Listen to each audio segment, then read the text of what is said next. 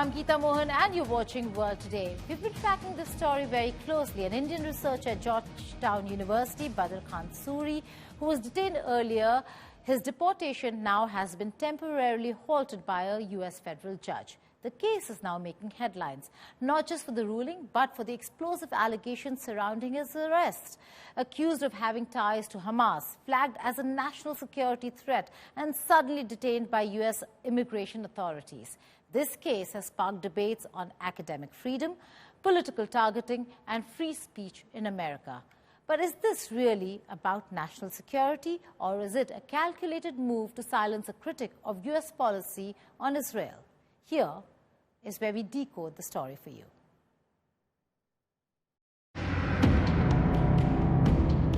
Badr Khan Suri, a postdoctoral fellow specializing in peace building and conflict resolution in Iraq and Afghanistan, was arrested at his home in Arlington, Virginia, before being swiftly detained in a Louisiana facility, a location known for holding high-risk deportees.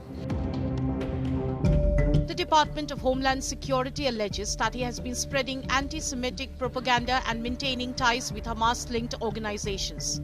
They claim that his work has indirectly supported extremist narratives and that his affiliations pose a national security risk. But Suri's legal team strongly disputes these accusations, calling them baseless and politically motivated. His lawyer argues that his arrest has nothing to do with security, but everything to do with silencing voices critical of US foreign policy on Israel. Suri's wife, a US citizen of Palestinian descent, has been an outspoken critic of the US administration. Could this have put him on the government's radar? This case is already sparking comparisons to previous crackdowns on Palestinian activists and foreign academics in the US. The American Civil Liberties Union has condemned the arrest, stating that deporting someone over their viewpoints violates the very principles of free speech and academic independence. So what happens now? Can a judge actually stop a deportation? The answer is yes. Federal judges have the power to intervene if they believe an individual's rights are being violated. And that's exactly what happened here. Judge Patricia Tolliver-Giles issued an emergency ruling blocking Suri's deportation for now. But will the government comply? Under the Trump administration, immigration enforcement has often clashed with the judiciary, even defying court rulings in the past. The administration has a history of pushing executive power to the limits where it comes to deportations. Meanwhile, Georgetown University is standing by their researcher, stating that they have seen no credible evidence of wrongdoing. Academics across the country are now rallying behind Suri, fearing this could set a dangerous precedent. Where scholars with dissenting views are forced out under the pretext of national security. For now, Suri remains in detention, awaiting further legal proceedings. But with growing pressure from activists, academics and legal experts, this case is far from over. Will Suri get a fair trial? Or is this the beginning of a broader crackdown on scholars who challenge America's political narrative? Bureau Report, India Today.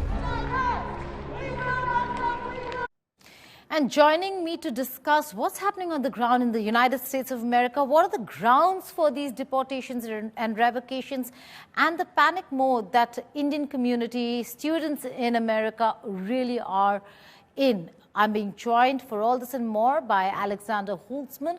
He's Director, Deportation Defense Clinic. Alexander, thank you so much for joining us on the network. The fact that last time when we were speaking, we were talking about what happens if there is a scenario such as this. Now, I'm talking to you when it is happening as we speak. Let's begin with Suri's case. His deportation has been halted for now, but what are the grounds on which he can actually stay back in the United States of America and not really be deported since he is married to an American of Palestinian origin and has a child too? Yes, thank you for having me. I believe 3 children, if I read correctly. So part of his argument for remaining in the United States will first be responding to the charging document in immigration court called a notice to appear. I've yet to see that document, but if it's similar to the charging document in Mr. Mahmoud Khalil's case, it's likely that they will charge Mr. Suri with violating the Immigration and Nationality Act, Section 237. The specific provision that Mr. Khalil was charged with, at least, was 237A4CI. And basically, what that says is that the Secretary of State, in this case, Marco Rubio, would have designated Mr. Suri as an individual who's uh, done something adverse to the foreign policy consequences of the United States. I think that is likely to be a dubious charge, and I suspect his attorney will first and foremost review the charging document to see that if ICE can sustain the charges that they've issued against Mr. Suri. Legally speaking, Alexander, where does this move from here? Can people who are being charged, detained, and then becoming or being put in the deportable category, can they really go to court, and will that hold, or can the White House overturn a court judgment? So the answer to your last question is no. The White House cannot overturn a court judgment. And in fact, there are serious concerns about the rule of law currently in the United States, with the Trump administration flouting another court order recently with respect to not deporting Venezuelans. A judge appointed by George W. Bush halted deportations in that case, but those Venezuelans were subsequently deported to El Salvador nonetheless. And the judge is currently requiring the Department of Justice to explain why they did not follow a court order. And I suspect this will be an ongoing question with the Trump administration following court orders. Right, but that's also very interesting, Alexander, because we've seen a judge take a very serious note, halt the deportation of Badr Suri, but then we also saw President Trump come out and say that these are all left-wing judges who need to go. Very strong, harsh statements coming from White House, from none other than the president. So this is, again, a fight that we saw in the past as well, judiciary versus the executive.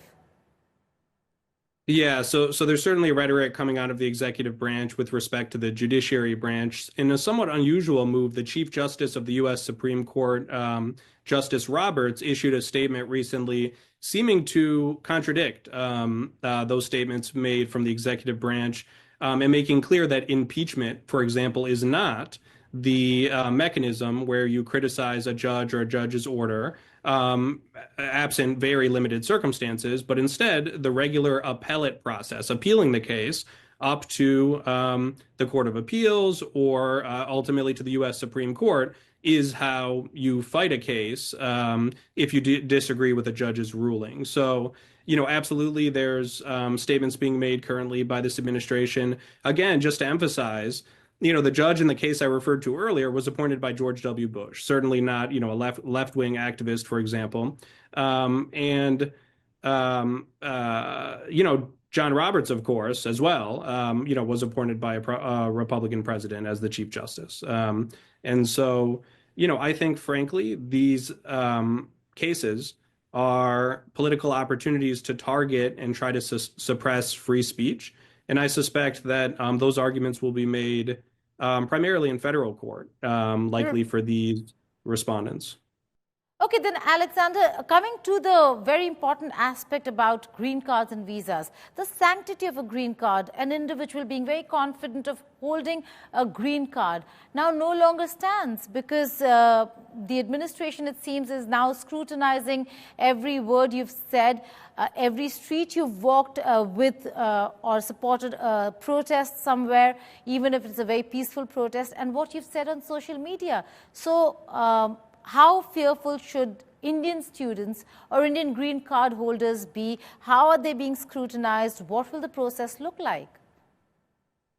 So I am concerned about academic freedom, about the right to free speech based on these actions by the executive branch. When you win a green card in the U.S., you obtain what's called lawful permanent resident status.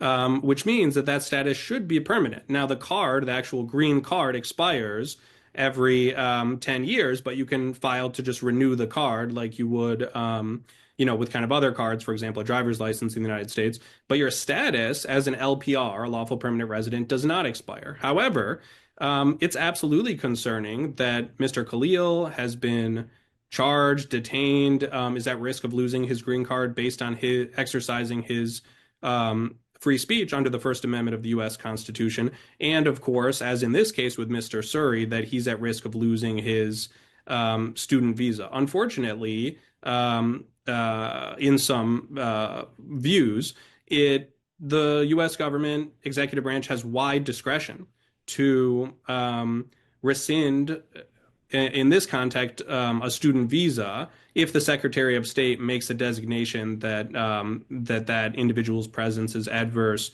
to the foreign policy interests of the United States. So I suspect in immigration court, that's somewhat of a challenging charge. However, in federal court, I think there are serious constitutional concerns regarding the right to free speech, the right to due process under the Fifth Amendment of the U.S. Constitution.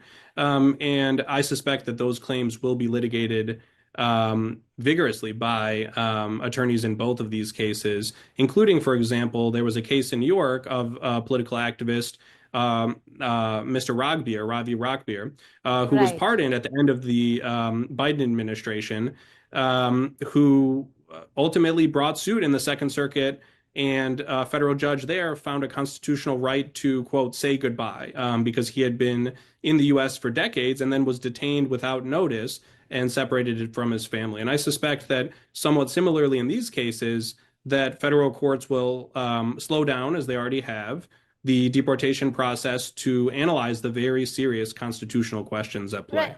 Right. Alexander, before I let you go, because you have been working in this sphere, in this area, you have colleagues, friends who are working in this area. How many panic calls are you receiving? How many people who must have written something, students who must have written something supporting a Palestinian cause or any such, how many of them are actually calling to seek or to consult with you and people who work in this sphere?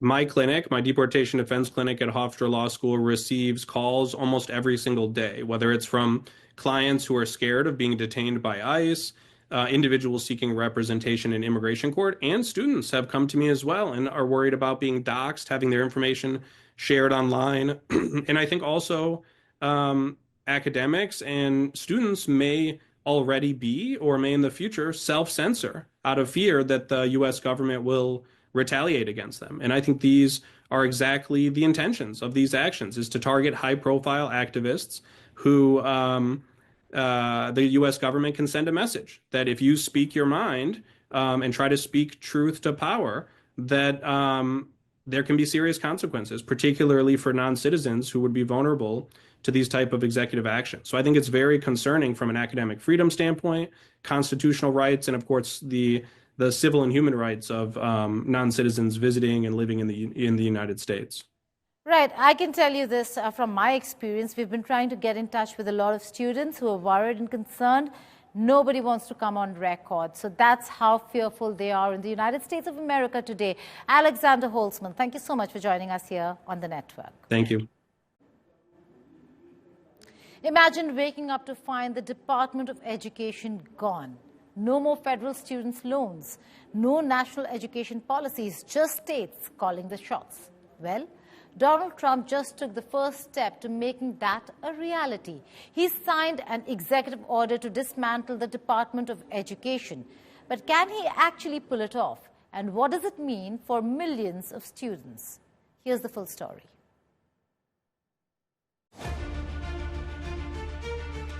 A major shakeup is underway in the US education system. President Donald Trump has just signed an executive order to dismantle the Department of Education. But what does this actually mean? And can a president really eliminate a government agency with just a signature? Let's break it down. First, let's understand what the Department of Education actually does. Established in 1979 by President Jimmy Carter, this cabinet-level agency oversees national education policy. It plays a crucial role in distributing federal financial aid to students, enforcing education laws, and supporting programs for disadvantaged students, including those in special education and English language learning programs. The department manages a budget of around $268 billion and employs roughly 4,400 people. Among its most important functions is administering federal student aid, which provides grants, loans, and work-study funds to over 13 million students every year. Trump has long argued that education should be handled by states, not the federal government. In fact, eliminating the Department of Education has been a goal of many conservatives for decades, with critics saying it creates unnecessary bureaucracy. However, supporters argue that the department ensures education equity, particularly for marginalized students. But we're going to be returning education very simply back to the states where it belongs, and this is a very popular thing to do, but much more importantly, it's a common sense thing to do, and it's going to work. Absolutely, it's going to work. Now, here's the big question. Can a president actually shut down a federal department with just an executive order? The answer is no, at least not without Congress. Since the Department of Education was created by law, it would take congressional approval to fully dismantle it. No president has ever successfully closed a cabinet-level agency in US history. Even Trump's own administration acknowledges they don't have the votes in Congress to do it completely. This administration intends, this is why I believe this is just an illegal overreach of congressional action. This administration, with these RIF notices, have impacted every last office in the US Department of Education, not one spared. And so the impact that it will have on students with disabilities. So what does Trump's executive order actually do? It directs Education Secretary Linda McMahon to begin the process of dismantling the department as much as possible within the limits of executive power. This could mean reorganizing certain functions, shifting responsibilities back to states, and appointing officials who share Trump's goal of significantly reducing the department's role. For now, most students won't see any immediate changes. Schools are primarily run by state and local governments, and budgets for the current year are already set. However, if federal education programs are scaled back, the long-term impact could be significant, especially for students who rely on government assistance. Experts warn that the biggest risks will be for marginalized students, including those in special education programs. Federal protections like the Individuals with Disabilities Education Act are enforced through the Department of Education. Without the department's oversight, students with disabilities could lose critical support. For many of my students, there's already a feeling that nobody cares about me, that I'm responsible for myself. Like, nobody gives a beep about me. And I think that this very much would affirm that for them. I think that it also would cause them to say, well, why is it that I am not important enough just because I happen to be brown, just because I happen to be a minority, just because I happen to be low income? Why should I have less than because of choices that other people made? Kids who are from families that are low income, the children did not choose to be low income.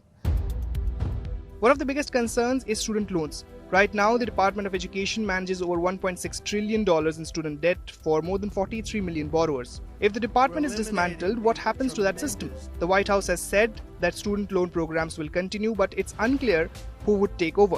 Trump has suggested moving student loan management to the Treasury Department, the Commerce Department, or even the Small Business Administration. For borrowers currently paying off their loans, there won't be immediate changes, but future students applying for financial aid may face uncertainty as the government figures out who will oversee grants, loans, and repayment programs. So what does all this mean? Trump's executive order is a dramatic move, but it doesn't automatically shut down the Department of Education. The process would take years and Congress would have the final say. However, the effort to weaken the department could still have real consequences, particularly for students who rely on federal assistance. Bureau Report, India Today Global. Elon Musk, the tech mogul, billionaire, and now a divisive figure in US politics, is back in the headlines. But this time, it's not about Tesla or his platform X or even his department Doge.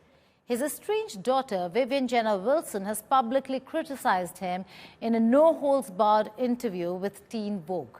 The 20-year-old, who legally changed her name to sever ties with Musk, called her father a pathetic man-child and dismissed his wealth and power. Take a look at this report. In a scathing takedown, Elon Musk's trans daughter, Vivian Jenner Wilson, made it clear. She has no respect for her billionaire father. She didn't hold back, calling out her father for his wealth, political influence and controversial stances. She even said, and we quote, "I don't care how much money anyone has," unquote, dismissing his power and influence as irrelevant. Her criticism extends beyond their personal history. She called Musk's presence in the Trump administration cringe and even accused him of making a Nazi salute at a political rally. This is just the latest in the ongoing feud. Musk, who has openly opposed gender-affirming care, once blamed the woke mind virus for killing his child. Meanwhile, a major controversy is brewing at the Pentagon. The US Department of Defense is facing backlash for deleting thousands of web pages, including content on Holocaust remembrance, 9/11 and racial history. The removals come after an executive order from Donald Trump eliminating diversity, equity and inclusion initiatives across the federal government. Among the deleted content, a Holocaust survivor's testimony, an article on Native American code talkers, and resources on preventing veteran suicide. The Pentagon defends the move, but critics argue it's a dangerous rewriting of history. With Musk embroiled in family drama and political controversy, and the Pentagon making sweeping changes to its historical records, the battle over identity, power and truth rages on in America. Bureau Report, India Today. With an eye to expand domestic production of critical minerals, US President Donald Trump has invoked emergency powers as he tries to reduce US reliance on imports from countries like China. The executive order, which uses Cold War-era legislation, instructs government agencies, including the Defense Department, to prioritize mining projects as well as providing technical and financial support to boost critical mineral production. It comes as a trade war escalates with China, which has overwhelming control over the supply chain of some critical minerals. Last year, Beijing banned the sale of some critical minerals to the United States of America, forcing American firms to look for other sources of the vital materials. Critical minerals are vital to the production of key technologies ranging from batteries to advanced weapon systems. Trump has also been eager to gain access to Ukraine's critical minerals. He said that a deal with Ukraine will be signed shortly.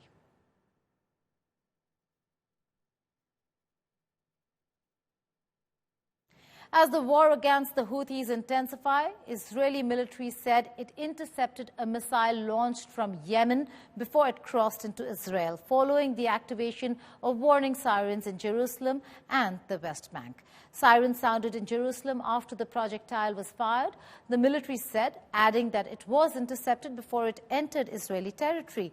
The Israeli police said sirens were heard in Jerusalem. The military said it also downed a missile launched from Yemen earlier in the day after sirens blared in Jerusalem and Tel Aviv. Yemen's Iran-aligned Houthis said that they have carried out a qualitative military operation targeting Israel with a hypersonic ballistic missile. Houthi spokesman said the attacks were a response to what he described as the criminal Zionist enemy's massacres in Gaza, as well as American aggression in the region. Yemen's capital Sana'a saw airstrikes carried out by U.S. warplanes, causing widespread destruction and leaving several people dead.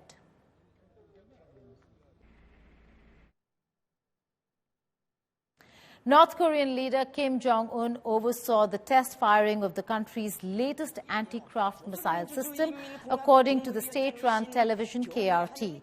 Kim thanked what was referred to as a research group for the system. The state media said test firing showed the system was highly reliable and its combat response was advantageous.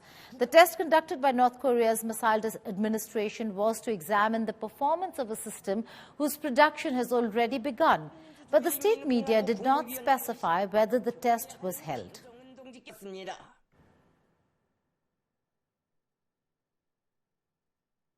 Now, great news from India's AI aspirations as Saudi Aramco-backed company Cognite has inaugurated an AI services center in Bangalore or Bengaluru. As per reports, Cognite is actively pursuing contracts with leading Indian companies, having already partnered with a major cement producer and a prominent automotive firm, choosing not to disclose any of the names here. Company CEO Girish Rishi also highlighted that the decision to come to India is a big opportunity as the world is looking for an alternative to China.